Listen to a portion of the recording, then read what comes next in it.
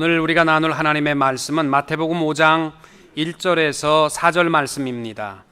예수께서 무리를 보시고 산에 올라가 앉으시니 제자들이 나온지라 입을 열어 가르쳐 이르시되 심령이 가난한 자는 복이 있나니 천국이 그들의 것임이요 애통하는 자는 복이 있나니 그들이 위로를 받을 것임이요. 아멘. 오늘은 팔복 가운데 두 번째 시간 애통하는 자는 복이 있다라는 말씀을 함께 나누려고 합니다. 과거에 우리 신앙의 선배들이 세상 사람들에게 들었던 이야기는 예수님은 몰라도 예수 믿는 자들은 뭔가 다르다라는 말, 성경은 잘 모르지만 교회는 신뢰할 만하다, 이게 우리 신앙의 선배들이 들었던 이야기입니다. 그러나 오늘날 세상 사람들이 교회를 평가할 때는 예수님은 좋은데 예수 믿는 사람들은 싫다, 성경은 좋은데 교회는 싫다, 이런 이야기를 하고 있습니다. 여러분, 이런 이야기는 들어보셨습니까? 성경에는 교회에서 들어볼 수 없는 말씀들로 가득하다. 참 재미있는 얘기입니다. 또 어떤 분은 말하기를 성경이 말씀하는 것과 교회에서 가르치는 내용이 다른 것이 한두 개가 아니다. 그 중에 지적하는 것이 바로 이 복에 대한 개념입니다. 교회에서 가르치는 복의 개념은 예수를 잘 믿으면 천국 갑니다, 하는 사업이 형통합니다, 부요하게 될 것입니다, 아픈 자가 모든 병이 몽땅 나을 것입니다, 자녀들이 다 복받아서 보는 시험마다 척척 다 붙을 것입니다, 이렇게 가르치는데 성경을 펼치게 되면 예수님께서 오늘도 말씀해 보시면은 마음이 가난한 자가 복이 있다, 슬피 울며 애통하는 자가 복이 있다, 뭔가 복에 대해서 거리가 멀잖아요.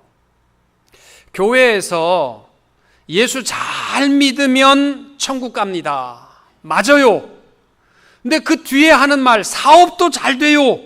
그 사업이 안 되면요, 천국 가는 것까지 안 믿으려고 합니다. 오늘 예수님은 애통하는 자는 복이 있다, 이런 말씀을 합니다. 애통하는 자가 누구냐면 마음의 고통이 너무 커서 창자가 끊어질 듯한 아픔을 가지고 통곡하며 슬피 우는 사람을 말합니다. 우리 주위에 고통스럽게 밤잠을 못 자며 괴로워하고 눈에 눈물이 마를 날이 없이 살아가는 분들이 있습니다. 그 슬픔의 이유는 아마도 다 다를 것입니다. 사랑하는 가족이 세상을 떠나서 슬퍼하는 사람도 있고, 사업에 실패하여 전 재산을 다 날리고 길거리에 쫓겨나게 되어서 통곡하는 사람도 있고, 사기를 당하고 배신감에 고통스러워서 잠 못 자고 통곡하는 사람들도 있을 것입니다. 오늘 예수님이 애통하는 자는 복이 있다라고 말씀하는 이 애통이라는 것은 잘 이해하셔야 됩니다. 고통 그 자체를 말씀하는 것 아닙니다. 눈물을 흘리는 그 모든 것이 복되다 하는 것도 아닙니다. 허망한 꿈과 땅의 것 때문에 고통스러워하는 인생이 복이 있다라는 말도 아닙니다. 지난 시간에 우리가 말씀을 나누면서 복 있는 사람, 가난한 사람은 복이 있다, 그렇게 말씀했지만 여기서의 모든 땅 위에 가난함이 복이 있다는 말이 아니고 마음의 가난함, 더 쉬운 말로 하면 우리 마음에 무엇이 가득 차 있느냐, 마음의 가난함이 복이 있는 자다라고 말씀을 하셨는데, 오늘 말씀도 똑같습니다. 무조건 슬퍼하는 사람이 복이 있다, 그 말씀이 아닙니다. 여기서 애통한다라는 말은 헬라어 단어로 펜둔테스라는 단어인데 그 중요한 두 가지 의미를 갖고 있습니다. 첫째는 자기 죄에 대해 결과를 탄식하고 슬퍼하는 모습, 그 애통을 가리키는 것이고, 또 하나는 하나님 나라를 이루기 위한 슬픔, 그 의미를 가지고 있는 것입니다. 지난주에 우리가 심령이 가난한 자는 복이 있나니 이 말씀을 나누면서 누가복음 18장에 나와 있는 세리와 바리새인의 기도의 모습을 우리가 함께 나누었었습니다. 바리새인의 기도를 보면 하나님이여 나는 다른 사람들 곧 토색, 불의, 간음을 하는 자들과 같지 아니하고 이 세리와도 같지 아니함을 감사하나이다. 나는 일회에 2번씩 금식하고 또 소득의 11조를 드리나이다. 여기에는 눈물이 없어요. 다른 사람에 비하면 내가 훨씬 더 신앙생활 잘한다는 마음뿐입니다. 반면에 그 옆에서 기도하던 세리의 기도를 보면은 멀리 서서 감히 눈을 들어 하늘을 쳐다보지도 못하고 다만 가슴을 치며 이르되 하나님이여 불쌍히 여기소서 나는 죄인이로소이다. 이 세리에게는 자기 자신을 바라보는 애통이 있습니다. 오늘날 우리가 애통하지 못하는 이유 중에 가장 큰 것이 뭐냐면요, 너보다는 내가 낫다는 거예요. 세상 사람들보다는 내가 좀 더 아름답게 살아가고 있고 또 형편없이 살아가는 잡사보다는 내가 훨씬 더 아름다운 집사다. 이러한 마음으로 여러분 마음에 애통하는 마음이 없다면 여러분은 미안하지만 바리새인의 삶을 살고 있는 것입니다. 감히 눈을 들지 못하고 동족들로 하여금 도둑놈이란 이야기를 듣고 창녀 취급을 받았지만 애통하며 자기의 죄를 붙들고 통곡하는 자를 우리 하나님께서 복되다라고 하시는 것입니다. 여러분, 오늘 예수님께서 애통하는 자는 복이 있다, 슬퍼하며 통곡하는 자가 복이 있다, 이거를 우리의 그냥 지식으로 담고 삶 속에 그냥 잘 살고 잘 먹고 하는 것을 복으로 생각하지 마시고 우리의 복의 개념을 바꿀 수 있게 되시기를 원합니다. 하는 사업이 꼬이고 어렵고 병들어 지치고 병원에서는 시원한 말 한마디 안 해주고 자녀들이 실망스럽고 고통스럽고 주에 믿었던 자가 나를 속이고 사랑하던 사람이 다 나를 떠나고 그래서 살고 싶지 않고 나는 지지리도 복이 없다, 이렇게 생각하셨다면 바꾸셔야 합니다. 하나님 앞에 애통하는 자가 복이 있다, 이 말씀의 관점으로 돌아서기를 원합니다. 특별히 오늘 팔복을 통해서 우리가 첫 번째 나눌 말씀은요, 자신의 죄에 대해서 슬퍼하는 것이 복 있는 애통입니다.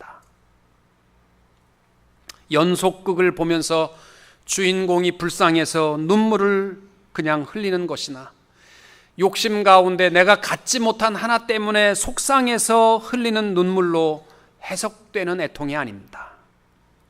세상적인 욕심에 이끌린 애통의 결과는 사탄의 유혹과 분노와 원망과 또 자기 스스로 이렇게 사느니 죽는 게 좋지 않냐, 삶을 포기하는 것으로 결과를 가져온다면 아마 여러분은 분명히 땅의 것에 대한 애통일 것입니다. 그러나 주님이 주시는 애통하는 자라는 애통의 결과는 철저하게 내 자신에 대한 죄에 대해 슬퍼하고 고통스러워하는 눈물을 의미하기 때문에 내가 기도하고 철저히 회개하고 나서 분노와 원망으로 남는 삶이 아니라 하나님의 위로와 축복으로 함께하는 삶, 이것이 애통하는 자의 슬픔의 결과로 얻을 수 있는 열매인 줄로 믿습니다. 여러분, 기도원 가서 또는 교회에서 말씀 가운데 3일을 금식하며 철저하게 기도해 보셨습니까?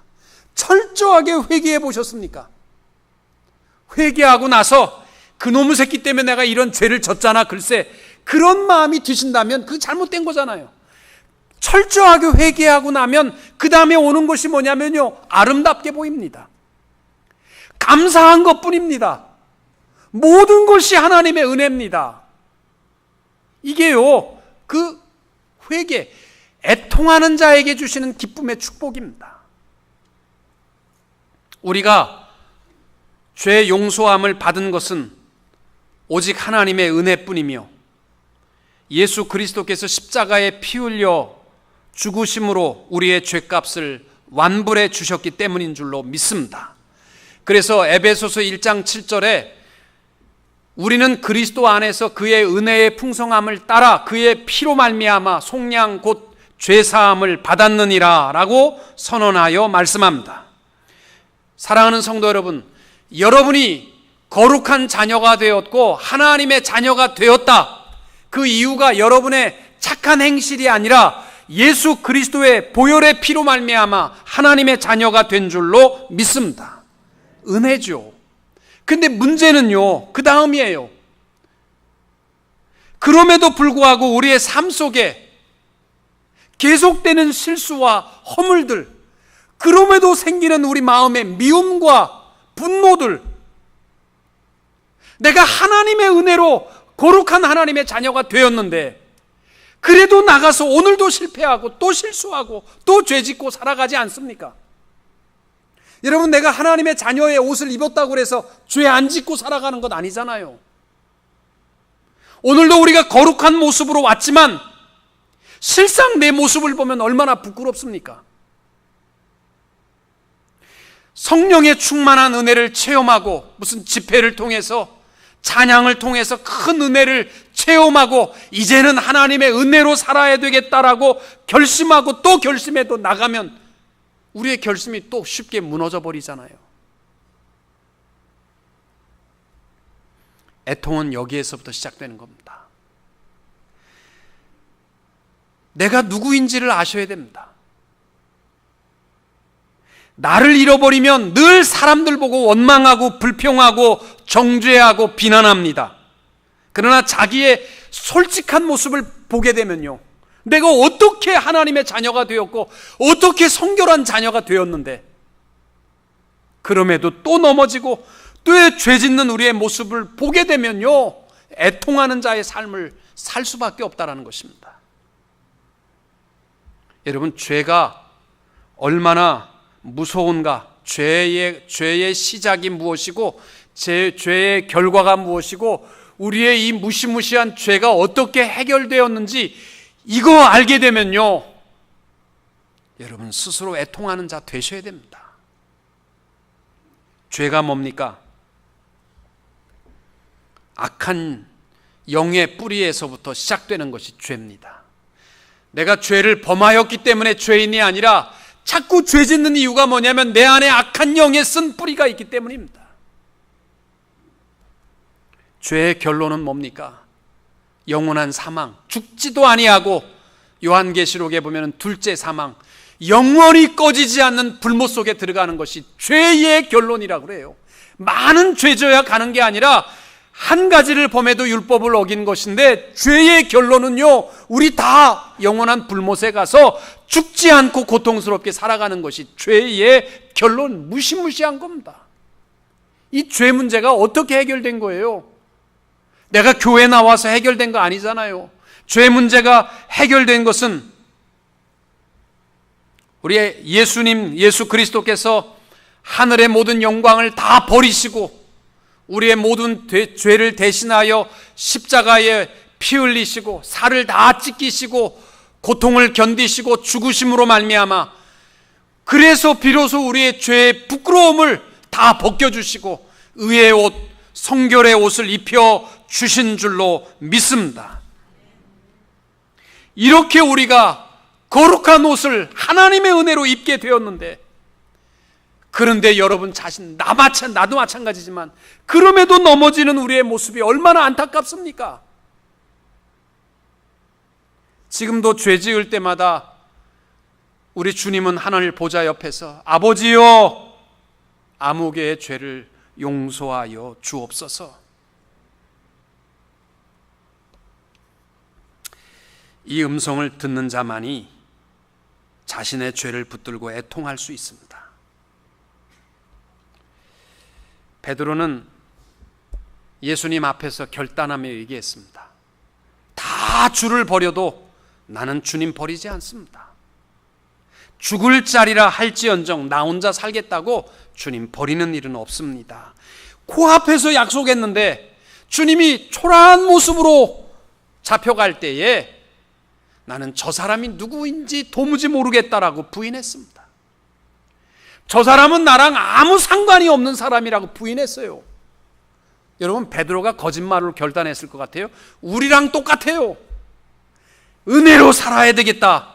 근데 또 넘어지는 게 우리예요. 그러나 베드로는요, 닭이 울 때에 주님의 음성이 생각난 겁니다. 닭 울기 전에 내가 나를 3번 부인하리라. 이 음성이 생각나니까 밖으로 뛰어나가 심히 통곡했더라. 이게 애통입니다. 애통. 이 사람이 복 있는 거예요.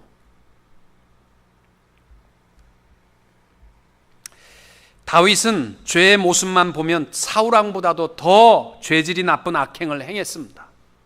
남의 아내를 간음했고 임신시켰고 자기의 충신인 우리아를 죽였습니다.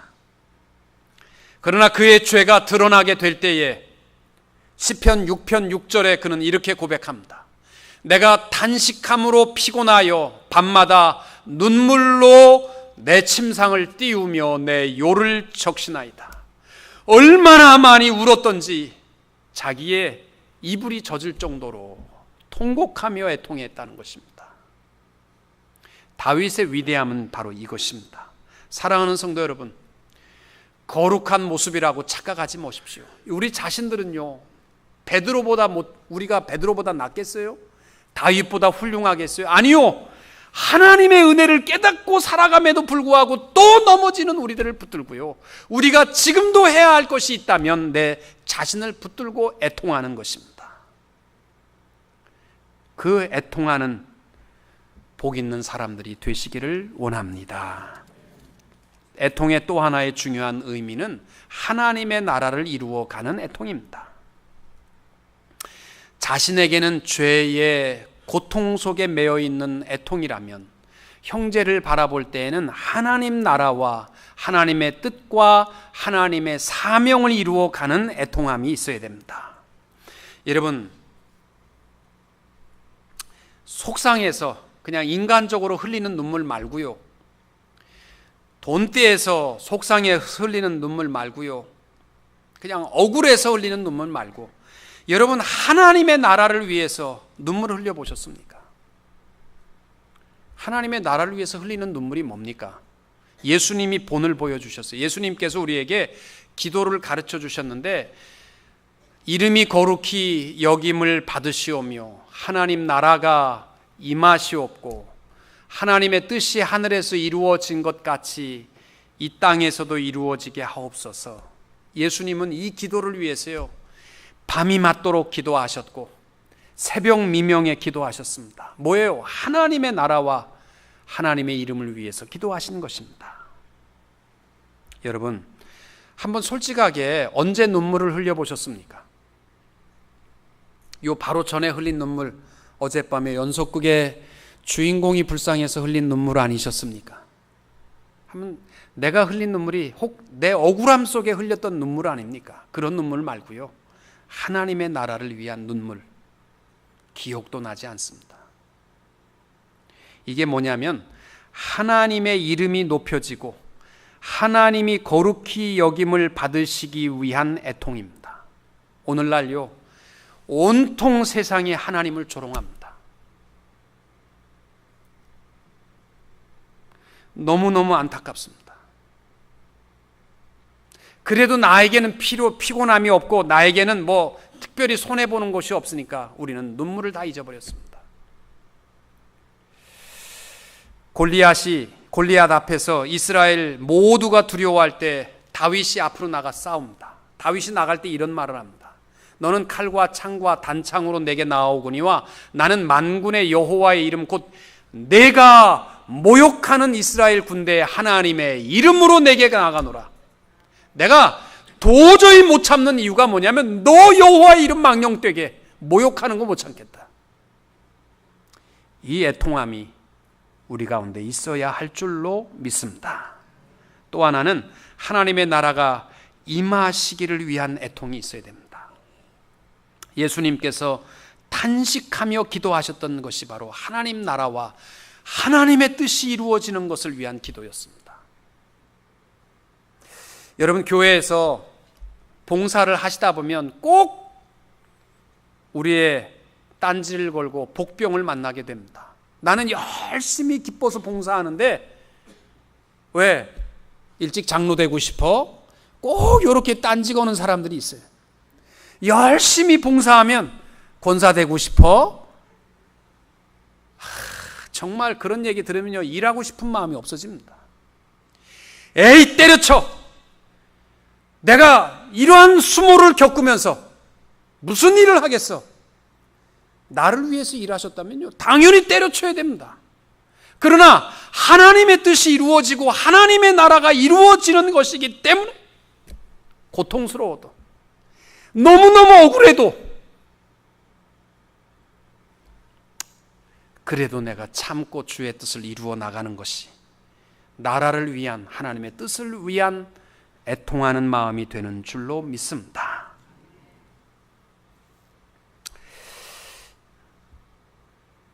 지난 금요일 날 저희 교회에 오셔서 파라과이 선교사님이 말씀을 전하면서 이런 말씀을 하시더라고요. 우리의 사명이 성령 충만해서 예루살렘과 온 유대와 사마리아와 땅끝까지 이르러 복음을 증거하는 사명이 우리에게 있는데 땅끝을 잊어버리고 산다는 거예요. 땅끝은 어디냐? 선교사들이 가 있는 곳이 땅끝이 아니고, 땅끝이라는 말은 뭐냐면 복음이, 내 주위에 있는 사람들 가운데서 복음이 없는 사람들, 하나님의 나라가 없는 사람들은요, 이거 지옥 갈 사람들이거든요. 그 마음이 땅끝이라는 거예요. 거기에 대해서 포기하지 말라는 겁니다. 저는 참 감명 깊게 들었습니다. 이게 우리 하나님의 나라를 위한 애통하는 자의 눈물입니다. 김동호 목사님의 책에 보면은 복음을 위한다면 지갑을 찢어라 라는 책이 있어요. 제목이요, 너무 살벌합니다. 지갑을 찢어라 이래서, 그 내용이 무슨 내용이냐면, 교회 청년들이 아프리카의 말라위라는 곳에 가서 단기 선교를 했습니다. 청년들이 가서 아이를 사랑하고 안아주고 이렇게 하다가 한 청년이 열심히 봉사하고 돌아왔는데, 자기가 돌보던 그 아프리카의 소년이 말라리아에 걸려서 죽었다라는 소식을 들었습니다. 너무너무 가슴이 아파서, 그 이쁘고 눈동자가 맑은 아이가 죽으니까 너무 속상해서 며칠을 고통스러워 눈물을 흘리다가 목사님에게 그 얘기를 했습니다. 목사님, 내가 가서 복음을 전하고 내가 안아줬던 그 아이가 죽었습니다. 그래서 목사님이 자기 페이스북에다가 속절없이 죽어가는 이 아이 하나가, 자기 청년이 돌보던 아이가 말라리아로 죽었다라는 소식을 페이스북에 딱 올리니까 그 밑에 수천 명의 청년들이 댓글을 달았습니다. 속절없이 죽어가는 아프리카의 아이들을 생각할 때에 가슴이 찢어지는 아픔이 있습니다. 너무너무 가슴이 아픕니다. 그 댓글이 수천 개가 달렸습니다. 그래서 목사님이 문득 이렇게 글을 실었답니다. 우리가 여기서 이렇게 가슴이 찢어지면 무슨 소용이 있느냐? 죽었던 아이가 살아나는 것도 아니고, 가슴이 찢어진다고 해서 아프리카에서 지금도 말라리아로 죽어가는 아이들이 말라리아 안 걸리는 것도 아닌데, 우리 가슴 찢으면 뭐 하느냐? 그리고 이렇게 글을 쓰셨습니다. 예수님은 십자가에서 우리가 죽어갈 때에 몸을 찢으셨고, 그래서 우리는 살아났다. 이제 신음하며 고통 속에 죽어가는 저들을 위해서 우리 가슴을 찢자. 그리고 가슴만 찢지 말고 우리 지갑도 찢자. 이게 내용입니다. 마음만 찢고 아무것도 희생하지 않고 있지 말고, 애통하는 마음이 있으면 우리 지갑 좀 찢자. 그 모기장 하나 보내주면 아이들이 모기에게 물리지 않는데 모기장 하나가 10불이라고. 그 글을 실었더니 한 주일 만에 5천만 원의 성금을 거뒀습니다. 한 달에 7,500만 원을 거둬서 모기장을 보냈다는 것이 그 내용이에요. 이것이 애통함입니다. 사랑하는 성도 여러분, 세상에 불쌍히 죽어가는 자들, 하나님의 나라와 그 뜻이 이루어져야 할 심령들을 불쌍히 여기며 우리 가슴을 찢고 애통해하며 복되게 살아가는 성도님들이 되시기를 축원합니다. 이러한 애통하는 자에게 주신 축복이 위로라는 것입니다. 허리가 끊어지는 고통의 눈물을 흘리며 애통하게 할 때에 우리 하나님께서 주시는 축복은 내 그 눈물의 뿌리를 내가 당장에 뽑아가지고 모든 문제를 내가 해결해 주마, 이러한 축복을 주시면 좋겠는데 위로해 주실 것이요. 저는 이게 어렸을 때 별로 마음에 안 들었어요. 눈물을 흘리고 고통스러우면 전능하신 하나님께서 내가 문제를 뿌리채 뽑아주마, 그래 주시면 눈물을 좀 흘리겠는데 겨우 위로해 주마, 이 연약해 보여서 제가 별로 마음에 안 들었어요. 그러다가 제가 커서 이 말씀을 보면서 이 위로라는 말이 안 됐다, 그래 너무 안 됐다, 그 위로가 아니라는 거예요. 여기서 위로라는 단어가 파라클레오라는 단어인데 그 뜻이 뭐냐면 두 가지 합성은, 파라라는 말은 옆에서 곁에서, 클레오라는 말은 부른다, 큰 소리 친다, 이 말이에요. 그래서 제가 이 애통하면, 간절히 애통한 마음을 가지고 고통스러워하면 우리 하나님의 모습을 뭘로 생각했냐면 전 타잔으로 생각했습니다. 막 힘들어하면 하면서 막 저기서 와가지고 막 다 불러 모으는 우리 하나님, 그 얘기예요. 지금 고통스러워하면 힘 있는 분이 와가지고 모든 도움을 총동원해서 너와 함께하마, 이 단어가 위로한다라는 단어입니다. 영어 성경에는 comfort라고 번역을 했는데 가장 힘 있는 분이 우리와 함께한다라는 것입니다. 근본적인 애통의 문제는요, 요거 하나 끝나면 문제 해결되는 거 아니죠. 계속되는 고통이 우리에게 있는데 모든 고통 속에서 가장 큰 축복은 뭐냐면 그분이 나와 함께하는 거, 이게 최고의 축복 아닙니까? 여러분, 부유하지 않다고 그래서, 내가 건강하지 않다고 그래서, 내 자녀들이 속상하게 한다고 그래서 이것 때문에 속상해야 할 것 없어요. 그래서 내가 애통할 수 있고, 그래서 십자가 붙들 수 있다면 하나님이 나와 함께 하시는 줄로 믿습니다. 고린도후서 1장 3절 이하에 보면 우리 하나님을 표현할 때에 위로의 하나님이라는 표현을 합니다. 특별히 3절에 찬송하리로다, 그는 우리 주 예수 그리스도의 하나님이시요 자비의 아버지시요 모든 위로의 하나님이시다. 하나님의 이름이 위로자입니다. 이 위로자 하나님은요, 그냥 말씀만 하는 분이 아니라 힘들고 어려울 때 우리에게 오셔서 우리를 안아주시는 분이다, 그 뜻이에요. 우리를 안아주시는 분이십니다.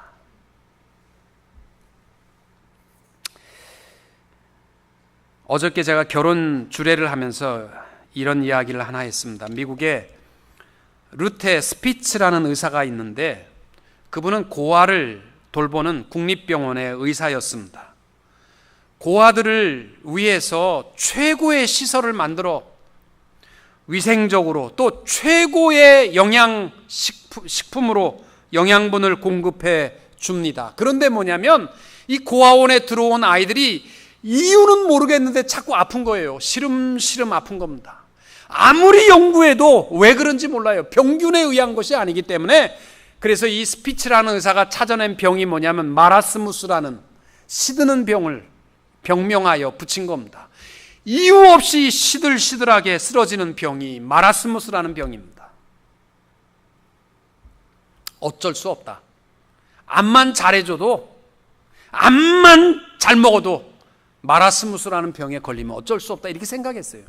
근데 이 사람이 휴가를 맡아서 멕시코로 휴가를 갔는데 거기에 고아원이 하나 있는 거예요. 그래서 휴가 기간 동안에 고아원을 방문해 보니까 시설도 너무 형편없고 또 먹는 것도 너무 형편없는데 아이들이 너무너무 싱싱한 거예요. 마라스무스 시들시들한 병이 없는 거, 이상하다. 여기는 왜 이게 없나, 고아들에게 있는 병이.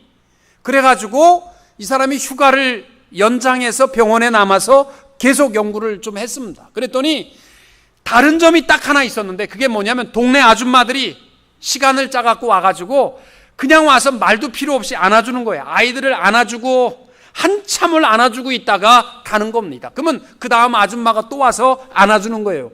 그냥 보듬어주고 품어주고 계속 안아주고 가는 거, 딱 그거 하나 있었는데 마라스무스, 시드는 병이 없어졌다는 거예요. 요즘요, 여러분 자녀 아이들 유모차 값이요, 옛날에는 100불, 200불, 전 아마 제 때 최고 우리 아이들을 위해서 비싼 게 아마 200불, 300불까지도 안 간 것 같은데 요즘은 3,000불. 유모차 하나가 3,000불이랍니다. 여러분 생각해 보세요. 내 자식을 좋은 유모차에 태우는 거 좋은 생각이십니다. 최고급 무공해 들으면 클래식이 쫙 나오는 최고의 유모차에 혼자 누워 있으면 애가 튼튼하고 건강하게 자랄까요? 아닙니다. 그래도 할머니가 품어주고 키우는 것이 최고의 요람이요, 그 안에서 건강하게 자랄 수 있는 거예요. 위로보다, 안아주는 것보다 더 좋은 거 없는데, 우리 하나님은요, 여러분 정말 힘들고 어렵거들랑 하나님 앞에 엎드십시오. 고통스럽게 눈물을 흘리면 우리 하나님께서 위로하시고 우리를 안아주실 줄로 믿습니다. 애통하는 자는 복이 있습니다. 갖지 못한 것 때문에, 내 뜻대로 되어지지 않기 때문에 속상한 눈물은 아닙니다. 내 죄로 인한, 나는 왜 이렇게 실망스러울까, 늘 죄로 인한 애통함, 또 하나님의 나라와 그 뜻을 이루기 위한 애통함을 말합니다. 초대 교부학자인 어거스틴과 종교개혁자인 존 켈빈은 이런 말을 했습니다. 우리 죄인들에게 있어서 가장 중요한 일은 자기 자신을 바로 아는 것과 하나님을 바로 아는 것이다. 이래야 애통할 수 있습니다. 내 자신을 알아야 애통할 수 있고 하나님을 알아야 애통할 수 있습니다. 우리 헛된 곳에 눈물을 흘리고 힘 낭비하는 자들이 되지 마시고 하나님 앞에 참된 애통의 눈물을 가지고 하나님의 위로하심 속에 살아가는 성도님들이 되시기를 주님의 이름으로 축원합니다.